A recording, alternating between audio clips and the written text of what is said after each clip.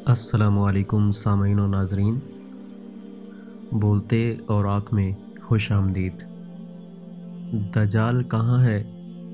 किस्त नंबर 1 से वाबस्ता किस्त नंबर 2 आज हम शुरू करेंगे, जिसमें हम बयान करेंगे दजाल के 3 सवालात। दजाल ने जो सवालात हज़रत तमीम दारी रज़ी अल्लाह ताला अन्हो से किए थे वो ये हैं।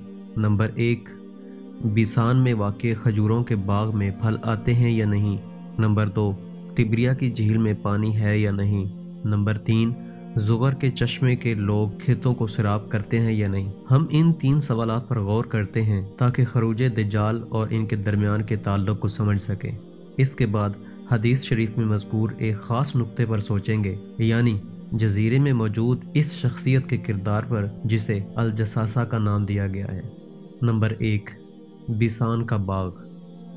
बिसान फ़लस्तीन में एक जगह का नाम है।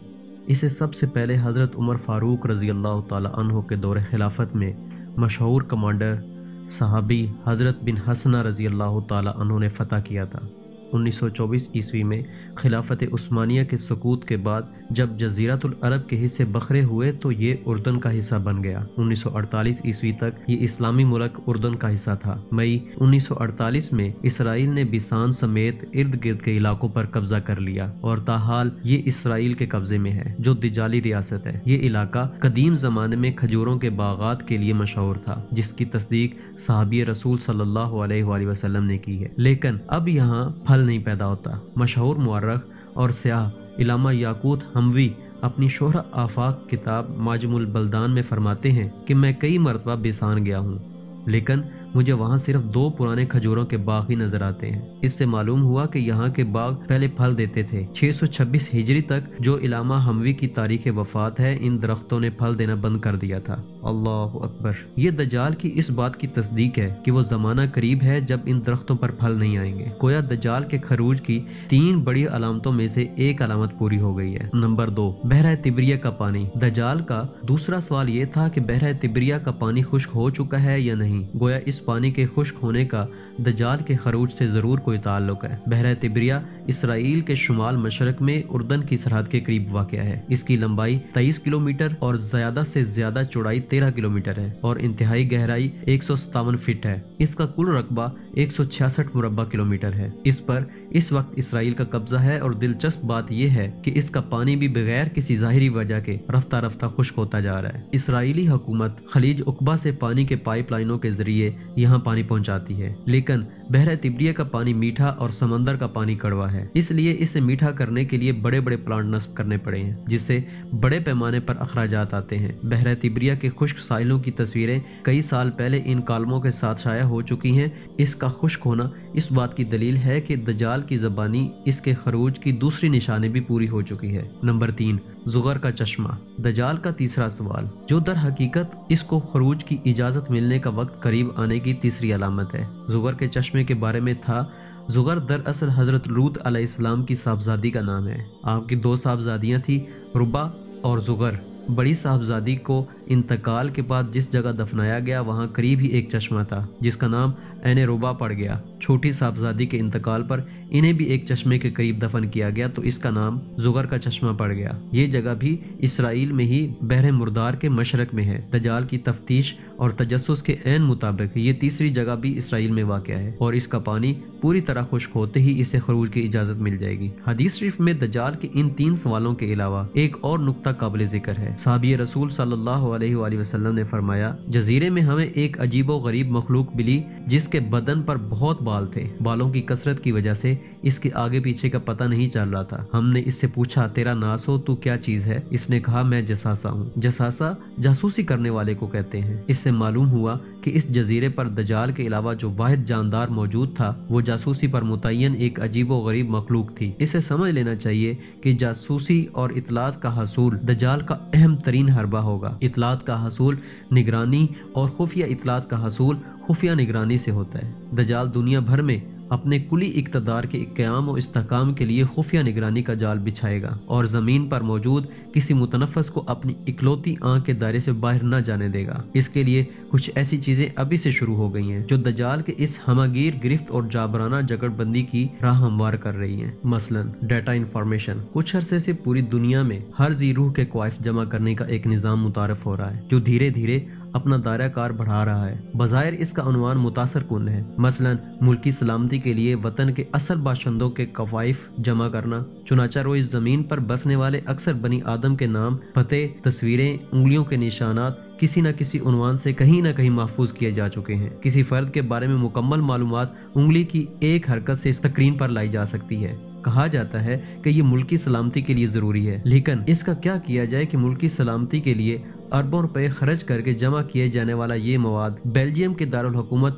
برسلز بھیج دیا جاتا ہے اور ہر فرد کو نیٹو کی زیر نگرانی کام کرنے والے ایک ماسٹر کمپیوٹر کی نکیل ڈال دی جاتی ہے۔ نادرا جیسے ادارے اسی لیے وجود میں لائے گئے کہ کچھ سالوں بعد تک کوئی بھی فرد خفیہ نگران کاروں سے چھپا نہ رہ سکے، وہ جہاں جائے نادیدہ آنکھوں کی خفیہ نگرانی کے حصار میں رہے۔ مختلف افراد کے بارے میں معلومات اور اطلاعات مہیا کرنے کے لیے ڈیٹا کمپنیاں وجود میں آ گئی ہیں جو مختلف اشیاء کے گاہکوں یا استعمال کنندگان کے نام، پتے، فون نمبر، ای میل ایڈریس فراہم کرتی ہیں۔ اپنے کاروبار کو فروغ دینے کے خواہش مند بزنس مین ان سروے کمپنیوں کی جانب سے مہیا کی گئی معلومات پر انحصار کرتے ہیں۔ اسے کنزیومر سروے کہا جاتا ہے۔ اسی طرح ہیلتھ سروے اور دیگر سروے ہوتے رہتے ہیں۔ ان کے نتیجے میں حاصل ہونے والی معلومات بھی براہ راست برسلز پہنچ جاتی ہیں۔ آپ کی نظروں سے کئی مرتبہ اس قسم کے سروے فارم گزرے ہوں گے جنہیں معمول کی کارروائی سمجھ کر نظر انداز کر دیا ہوگا۔ برادری یہی چاہتی ہے، عوام کو استعمال کرنے کا جدید طریقہ یہی ہے۔ انہیں یہ چیز نارمل اور معمول کے مطابق محسوس ہوتی ہے۔ جب ایک فرد کسی بڑے اسٹور پر شاپنگ کے لیے جاتا ہے تو اسے لائلٹی کارڈ پیش کیا جاتا ہے جو آپ کو ڈسکاؤنٹ دلاتا ہے۔ اس لائلٹی کارڈ میں خریدار کے بارے میں معلومات درج ہوتی ہیں، مثلا اس کا ایڈریس، فون نمبر، وہ شاپنگ جو اس نے کر رکھی ہے اور وہ برانڈ جو اسے پسند ہے، وغیرہ وغیرہ۔ اسٹور میں نصب کیمرے خریدار کی ہر حرکت محفوظ کرتے رہتے ہیں۔ ان کیمروں کے ذریعے خریدار کی نقل و حرکت اور دلچسپی کا بھی پتہ چلتا رہتا ہے، کون سی مصنوعات اس نے فوراً اٹھا لی اور کن مصنوعات کے بارے میں متذبذب رہا اور کن کو اس نے ناپسند کر کے متبادل کی طرف ہاتھ بڑھایا۔ بالآخر اس کارڈ میں درج معلومات بھی سپر کمپیوٹر میں محفوظ کرنے کے لیے روانہ کر دی جاتی ہیں۔ مغرب کے نگران کاروں کے پاس مشرق کے باسیوں کو ڈیٹا جمع کرنے کا ایک ذریعہ NGOs بھی ہیں۔ یقین نہ آئے تو شاہد حمید کی کہانی سن لیجئے۔ شاہد حمید جذبہ حب الوطنی سے سرشار ایک نوجوان تھا جو پاکستان کے لیے کچھ کرنا چاہتا تھا۔ اس شوق کی تکمیل کے لیے وہ اکاؤنٹنٹ کی حیثیت سے اپنی طویل ملازمت کو خیر باد کہہ کر ایک NGOs میں شامل ہو گیا۔ اس کا کام شہروں کے مضافات میں رہنے والے ایسے ہر فرد کے بارے میں معلومات اکٹھا کرنے تھی جو کم از کم 10 افراد پر اثر انداز ہو سکے۔ یہ معلومات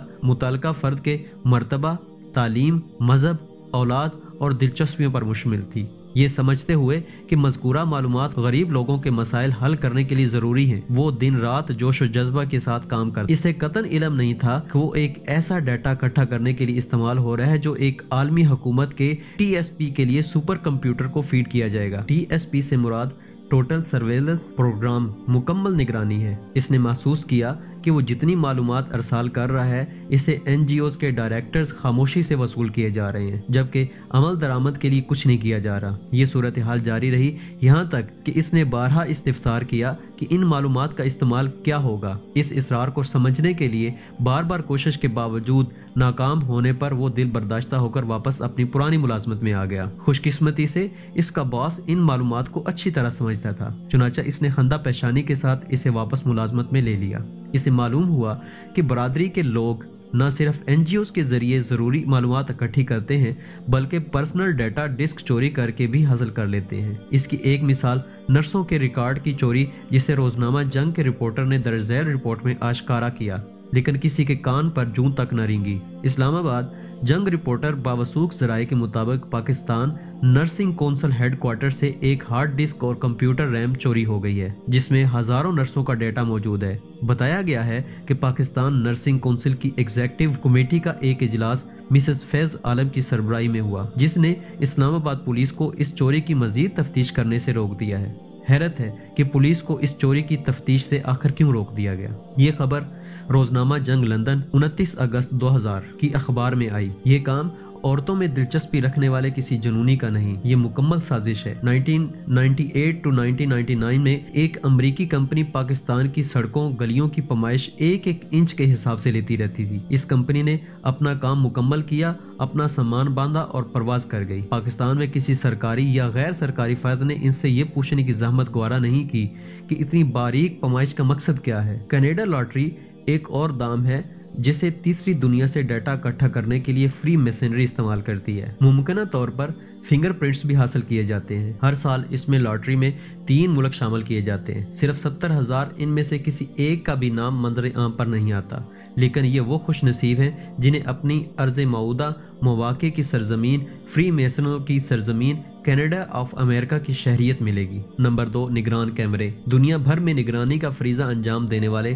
कैमरे जा बजा नस्ब हो गए हैं और तेजी से हर जगह फैल रहे हैं। कराची में बड़ी शाहराहों के अलावा हबीब चुरंगी जैसी जगह में भी कैमरों से लदा हुआ बुलंदो बाला टावर नस्ब है, जिसे देखकर अपने मुल्क की तेज रफ्तार तरक्की पर रश्क आता है। आम तौर पर कैमरों की मौजूदगी का जवाब ये पेश किया जाता है कि इस तरह जराइम से तहफ़्फ़ुज़, लोगों की जानो माल की हिफाजत और शाहराहों पर तेज रफ्तार ड्राइविंग रोकने में मदद मिलती है। लेकिन असल मकसद निगरानी है और इस मकसद के लिए कुरा अर्ज़ के इर्द गिर्द दर्जनों सेटेलाइट्स मसनूई सियारे हैं। ये सेटेलाइट अपने कैमरों के जरिए ज़मीन के एक एक मुरब्बा गज की वाज़े तरीन तस्वीर हासिल करके खोई हुई सुई भी तलाश कर लेते हैं, लेकिन वो अभी तक घरों के अंदर होने वाली सरगर्मियां नहीं देख सकते। छतों के नीचे होने वाली सरगर्मियों के बारे में जानने के लिए इन्हें सर्वे इंफॉर्मेशन पर इन्हिसार करना पड़ता है, जिनका जिक्र अभी गुजरा। आपके घर से निकलने और वापस आने तक आप पर नजर रखी जाती है। गलियों में नस्ब कैमरों, दुकानों, बसों, रेलगाड़ियों में नस्ब कैमरों के जरिए आपकी नकलो हरकत पर नजर रखी जाती है। ट्रांसपोर्ट कैमरे तो निहायत हसास और बटन के साइज के होते हैं। बरादरी के बिग ब्रदर्स आपको हर जगह देख रहे हैं। चैनल और कंप्यूटर। जब आप वापस घर आ जाते हैं तो सैटेलाइट चैनल सब्सक्रिप्शन और पे एज यू वॉच के जरिए इन्हें मालूम होता है कि आप कौन से चैनल में दिलचस्पी रखते हैं। आपके टेलीफोन रिकॉर्ड के जरिए वो आपके खानदान और दोस्तों के बारे में भी जानते हैं। आपके कंप्यूटर के जरिए इल्म है कि आप कौन सी वेबसाइट विजिट करते हैं, कौन सी ईमेल आपको मिलती है और आपके कंप्यूटर डिस्क क्या हैं। कुछ कीवर्ड्स हैं जो मशकूक हैं, इन्हें कम्युनिकेशन सिस्टम में फीड कर दिया गया है। मसलन उसामा बिन लादेन। आप इन्हें ऑनलाइन लिखें या अदा करें, खसूसी निगरानी अज खुद आपको अपने फोकस में ले लेती है। आप चाहे फ़ोन पर हों, ईमेल करें या कोई वेबसाइट विजिट करें, आपकी जासूसी शुरू हो जाएगी। यह है जसासा। सफरी टिकट। आजकल टिकट बनवाने के लिए ज़ाती मालूमात देनी पड़ती है, फ़ोन नंबर लिखवाना पड़ता है।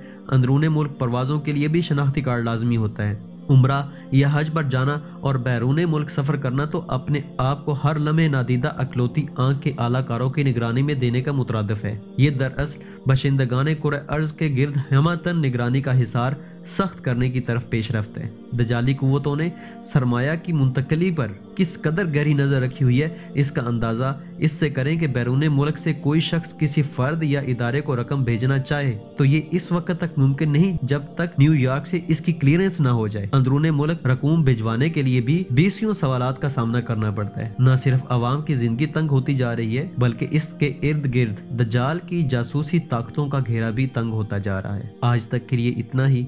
उम्मीद है आपको सीखने के लिए बहुत कुछ मिला होगा। कमेंट बॉक्स में अपने कमेंट से ज़रूर अपने ख्याल का इजहार कीजिए। अल्लाह हाफिज़।